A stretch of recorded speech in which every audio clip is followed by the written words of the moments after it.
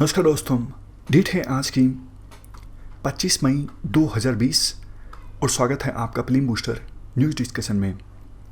सबसे पहले important article open skies treaty के बारे में है। कंटेक्स्ट की बात हम बाद में करेंगे, पहले बेसिक्स की बात करते हैं। ये ट्रीटी है क्या, एग्जाम्पल की सहायता से समझते हैं। मान लीजिए दो देश हैं, ए और बी। ए और बी के बीच में राइवलरी है, दुश्मनी है। ए को डर लगता है, शक रहता है कहीं बी देश अपने यहाँ मिलिट्री को मोबिलाइज तो नहीं कर रहा हमारे ऊपर अटैक करने के लिए। उसी प्रकार से बी को भी इसी प्रकार का शक है कि ए देश कहीं अपने यहाँ अपनी मिलिट्री को मोबिलाइज तो नहीं कर रहा हमारे ऊपर अटैक करने के लिए। मतलब ए को बी पर शक है, बी को ए पर शक है। दोनों एक एग्रीमेंट साइन कर लेते हैं, ट्रीटी साइन कर लेते हैं। बी ए को बोलेगा भैया आप हमारे एयर स्पेस में अनआर्म्ड कोई प्लेन भेज सकते हो, मतलब बिना हथियारों वाला कोई प्लेन भेज सकते हो और ऊपर से आप मॉनिटर कर लो। हम हमारी मिलिट्री को नहीं मोबिलाइज कर रहे हैं, हम ऐसी कोई मिलिट्री एक्टिविटी नहीं कैरी आउट कर रहे हैं जिससे कि हमारी ऐसी कोई मंशा जाहिर होती हो कि आपके ऊपर अटैक करने वाले हैं। उसी प्रकार से ए बी को बोलता है, क्योंकि ट्रीटी साइन हुई है, आप भी अपना एक अनआर्म्ड जहाज भेज लीजिए, प्लेन भेज दीजिए। वो ऊपर से मॉनिटर कर सकता है हमारे एयर स्पेस में आकर। हमारी ऐसी कोई मंशा नहीं है, हम ऐसी कोई मिलिट्री एक्टिविटी नहीं कर रहे हैं जिससे कि ये जाहिर होता हो हम आपके ऊपर अटैक करने वाले हैं। तो ट्रीटी से प्रॉब्लम सोल्व हो गई। इसी प्रकार की ये ट्रीटी है ओपन स्काइज ट्रीटी। कंसेप्ट आपको समझ में आ गया। अब स्पेसिफिक डिटेल्स आप जान लीजिए। इस ट्रीटी को साइन किया गया था 1992 में। ये ट्रीटी इफेक्ट में आई 2002 में। टोटल 35 कंट्रीज सिग्नेटरीज हैं इस ट्रीटी में, यानी जो इस ट्रीटी में जो 35 देश शामिल हैं, 35 में से कोई भी देश बाकी मेंबर कंट्रीज के एयर स्पेस में अपना अनआर्म्ड प्लेन भेज सकता है मिलिट्री एक्टिविटीज़ को मॉनिटर करने के लिए। इंडिया इस ट्रीटी का मेंबर नहीं है, जो कि काफ़ी इंपॉर्टेंट चीज़ है जो याद रखनी है। यूएसए मेंबर है, रशिया मेंबर है, किर्गिस्तान ने साइन किया है लेकिन रेटिफाई नहीं की है। तो ये हमने बात की बेसिक्स की। अब बात करते हैं कंटेक्स्ट की। हुआ क्या है? हुआ ये है, यूएसए ने कहा है कि हम इस ट्रीटी को एग्जिट कर जाएंगे, अपने आप को विड्रॉ कर लेंगे इस ट्रीटी से। क्वेश्चन उठता है क्यों? यूएसए ने आरोप लगाया है रशिया पर। यूएसए का कहना है ये रशिया वाले बड़े चालाकी कर रहे हैं। क्यों? क्योंकि ये अनआर्म्ड जहाज यूएसए में भेज रहे हैं और क्रिटिकल लोकेशंस को आइडेंटिफाई कर रहे हैं, क्रिटिकल इंफ्रास्ट्रक्चर को आइडेंटिफाई कर रहे हैं, ताकि फ्यूचर में वार होने की सिचुएशन में उन क्रिटिकल लोकेशंस पर हमला किया जा सके, बॉम्ब गिराए जा सकें। तो ये यूएसए का स्टैंड है। रशिया पर आरोप लगाते हुए यूएसए का कहना है हमें नहीं शामिल होना इस ट्रीटी में, हम छोड़ देंगे। रशिया का कहना है भैया हमारे ऊपर बेफालतू का इल्ज़ाम लगाया जा रहा है, हमारी ऐसी कोई गलती नहीं है, हम ऐसा नहीं करते हैं। कुल मिला के देखो, लास्ट में ये बोला जाता है अब संभावना ये भी है न्यू स्टार्ट ट्रीटी जो दोनों देशों के बीच साइन हुई थी, कब? 2011 के आसपास। ये देखो 2011 में फोर्स में आई थी ये न्यू स्टार्ट ट्रीटी। पूरा नाम है new strategic arms reduction treaty. USA और रशिया के बीच साइन हुई थी। मकसद ये था स्ट्रेटेजिक ऑफेंसिव आर्म्स को रिड्यूस करना, लिमिट करना। ये 1991 के स्टार्ट फ्रेमवर्क का सक्सेसर ट्रीटी है। देखो ये ट्रीटी एक्सपायर होने वाली है फरवरी 2021 में।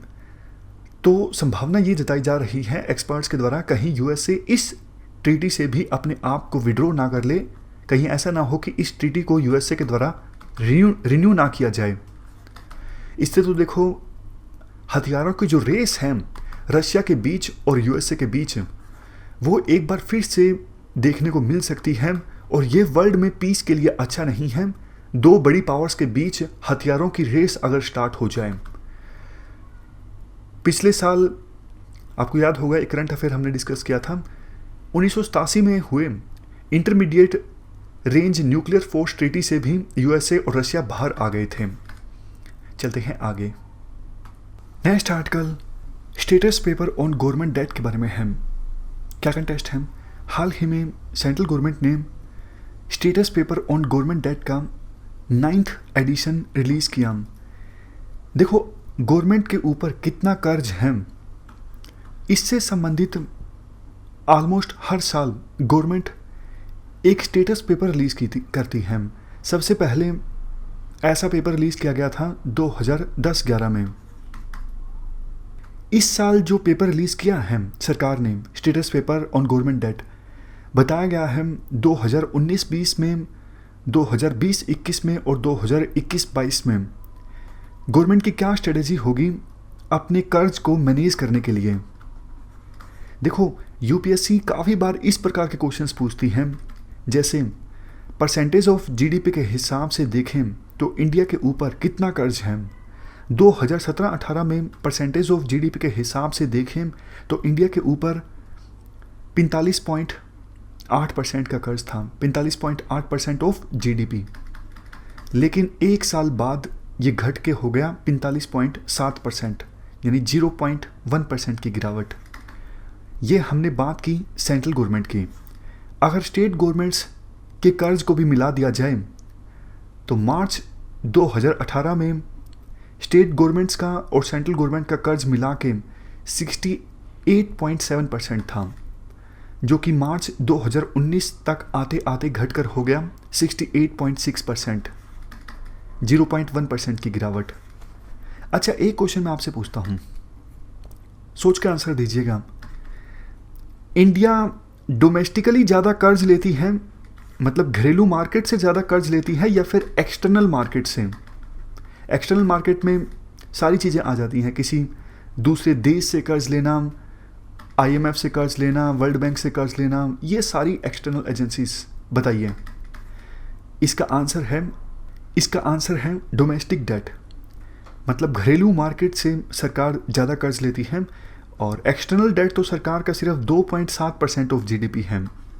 और फाइनेंशियल ईयर 19 में ये टोटल था 5,12,000 करोड़। बाकी बचा हुआ आप डोमेस्टिक डेट मान लीजिए। और देखो डोमेस्टिक डेट में से भी सरकार सबसे ज़्यादा जो कर्ज लेती है वो लेती है मार्केटेबल सिक्योरिटीज़ से। जैसे गवर्नमेंट अपनी सिक्योरिटीज़ मार्केट में रिलीज़ कर देती है, बॉन्ड रिलीज़ कर देती है, जनता परचेज करती है, सरकार को पैसा मिलता है। लॉन्गेस्ट सिक्योरिटी का जो टेन्योर है वो है 37 years. Next article Kangra T के बारे में है। दार्जिलिंग की चाय के बारे में तो आपने काफ़ी सुना है। हमारा आज का ये जो आर्टिकल है ये कांगड़ा की टी के बारे में है। कांगड़ा कहाँ पर है? ये हिमाचल प्रदेश में है, धर्मशाला के पास। कांगड़ा वैली काफ़ी फेमस है। क्या कंटेस्ट है? अभी देखो ऐसे केमिकल्स मिले हैं कांगड़ा टी में जो शरीर की इम्यूनिटी को बूस्ट कर सकते हैं कोरोना वायरस के खिलाफ जंग जीतने के लिए। इवन देखो डॉक्टर्स जो एंटी HIV ड्रग्स को सजेस्ट करते हैं कोविड-19 को ट्रीट करने के लिए, उससे भी ज़्यादा बेहतर रिजल्ट मिलते हैं कांगड़ा टी के कंज्यूम करने पर। साइंटिस्ट ने एक कंप्यूटर बेस्ड मॉडल की सहायता से कांगड़ा टी में 65 बायो एक्टिव केमिकल्स यानी पॉलीफिनोल्स को आइडेंटिफाई किया, जो ऐसे बायो एक्टिव केमिकल्स हैं कोविड-19 के वायरस वाला वो प्रोटीन जिसकी वजह से नोवल कोरोना वायरस बॉडी के सेल्स से इंटरेक्शन करता है और अपने आप को डबल करता है, उस प्रोटीन के साथ चिपक जाते हैं कांगड़ा टी के ये 65 बायो एक्टिव केमिकल्स और नोवल कोरोना वायरस के उस प्रोटीन की रफ्तार को धीमी कर देते हैं, उस प्रोटीन को एक्टिविटीज़ करने नहीं देते। अगर वो प्रोटीन काम नहीं करेगा तो नोवल कोरोना वायरस की जो रफ्तार है बॉडी में डबल होने की वो थम जाएगी। तो कांगड़ा टी के बारे में बेसिक डिटेल जानें। ये हिमाचल प्रदेश के कांगड़ा डिस्ट्रिक्ट में होती है। वैसे देखो कांगड़ा में ब्लैक टी ग्रीन टी दोनों कल्टीवेट की जाती हैं, लेकिन टोटल प्रोडक्शन में से 90% जो प्रोडक्शन होता है वो ब्लैक टी का होता है, बाकी ग्रीन टी का। ये टी काफ़ी फेमस है अपने यूनिक कलर और फ्लेवर के कारण, जो कि आता है कांगड़ा वैली की जोग्राफिकल प्रॉपर्टीज़ की वजह से।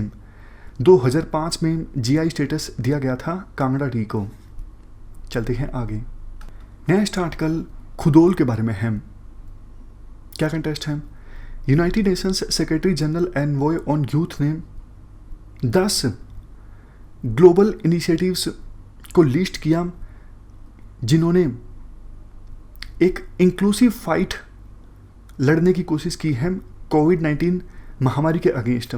यहाँ पे आप इंक्लूसिव वर्ड पे फोकस कीजिएगा। खुदोल के बारे में हम डिस्कस करेंगे तो आपको समझ में आ जाएगा क्यों मैं इंक्लूसिव वर्ड पे फोकस देने की बात कर रहा हूँ। खुदोल देखो, इम्फाल बेस्ड एक एनजीओ है या आल। इस एनजीओ का एक क्राउड फंडेड इनिशिएटिव है। इनिशिएटिव का मकसद ये है LGBTQ+ कम्युनिटी या फिर वो लोग जो HIV से फ़िलहाल सफ़र कर रहे हैं, डेली वेज अर्नर, बच्चे, एडोलसेंट, इन सब को फूड सप्लाईज प्रोवाइड करना, हेल्थ सर्विसेज प्रोवाइड करना। देखो, ये सारे जो सेक्शंस हैं वो वल्नरेबल सेक्शंस हैं और कोविड-19 के खिलाफ लड़ाई नहीं जीती जा सकती अगर हम वल्नरेबल सेक्शंस पे ध्यान नहीं देते हैं। तो इसीलिए इनको साथ लेने की आवश्यकता है। इसीलिए इंक्लूसिव फाइट अगेंस्ट कोविड-19 की बात की गई है। तो अगर यूपीएससी पूछ लेती है ये खुदोल इनिशिएटिव कहाँ का है, ये मणिपुर का है, किससे संबंधित है, वो भी आप आसानी से बता सकते हो। चलते हैं आगे। Next article world bee day के बारे में है। देखो, ये डेज के बारे में तो यूपीएससी नहीं पूछती है। ऑलमोस्ट डेली बेसिस पे कोई ना कोई तो डे होता ही है, लेकिन डिस्कस करने वाली चीज़ कुछ और है इस आर्टिकल में। जल्दी से वैसे मैं आपको बता देता हूँ। वर्ल्ड बी डे हर साल 20 मई को बनाया जाता है। इस बार की थीम थी सेव द बीज, मक्खियों को बचाओ। ये जो मक्खियाँ होती हैं, ये देखो बहुत इम्पोर्टेंट पोलिनेटर हैं। पोलिनेटर क्या काम करते हैं, उससे पहले आपको पोलिनेशन का पता होना चाहिए। पोलन ग्रेन्स का ट्रांसफ़र मेल एंथर से फीमेल स्टिग्मा में, ये होता है पोलिनेशन। पोलिनेशन क्यों ज़रूरी है? पोलिनेशन होगा तभी तो सीड्स प्रोड्यूस होंगे, तभी प्लांट्स ग्रो होंगे।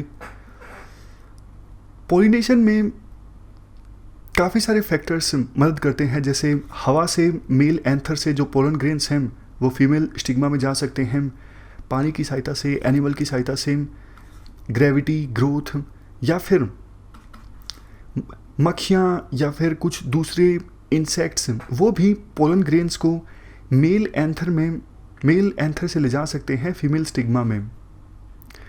तो पोलिनेशन में मक्खियों के द्वारा काफ़ी इंपॉर्टेंट रोल प्ले किया जाता है, बट मक्खियों की संख्या काफ़ी कम हो रही है। इसलिए अगर इनकी संख्या कम होगी तो प्लांट्स की प्रोडक्शन पे भी नेगेटिव असर पड़ेगा। इसके अलावा देखो, मक्खियों के बारे में एक और जो आर्टिकल है वो स्वीट रेवोल्यूशन एंड आत्मनिर्भर भारत के बारे में है। एक वेबिनार आयोजित किया गया था नेशनल कोऑपरेटिव डेवलपमेंट कॉरपोरेशन के द्वारा। किसके द्वारा ये वेबिनार आयोजित किया गया था? ये बहुत सारी एजेंसीज़ हैं, इतना इम्पोर्टेंट नहीं है याद रखना। मतलब ऐसे ऐसे देखो वेबिनार रेगुलरली आयोजित होते रहते हैं, ये इतने इम्पोर्टेंट नहीं होते।